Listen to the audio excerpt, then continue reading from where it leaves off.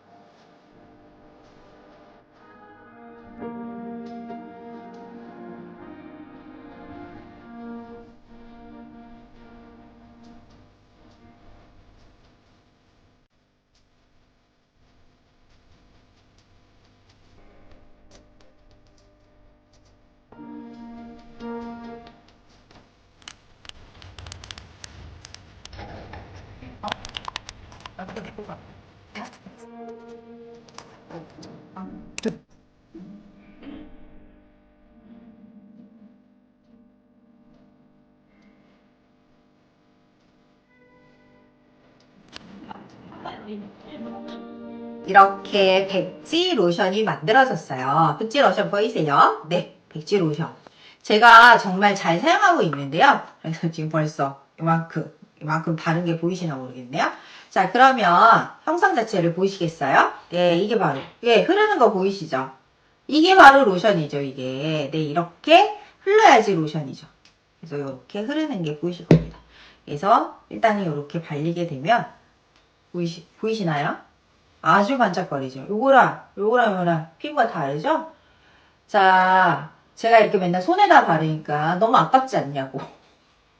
그런데 손도 늙는단 말이에요.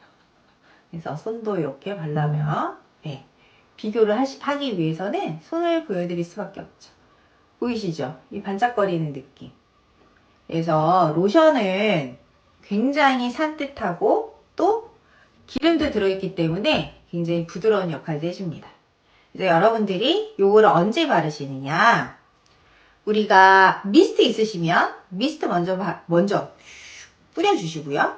그 다음에 토너, 스킨 발라주시고요. 그 다음에 수분크림 발라주시고요. 이 수분 단계들이 다 끝난 다음에 로션을 바르셔야 됩니다. 그래서 로션 바르시고 그 다음에 바로 구리대 뿌리 오일이나 구리대 뿌리 연고, 백지 연고를 얼굴에다가 도포하시면 돼요. 그래서 백지 연고 전 단계에 바를 수 있는 게 바로 이 로션입니다. 자, 그럼 한번 얼굴에도 한번 발라볼까요? 자, 보시면 이렇게 해서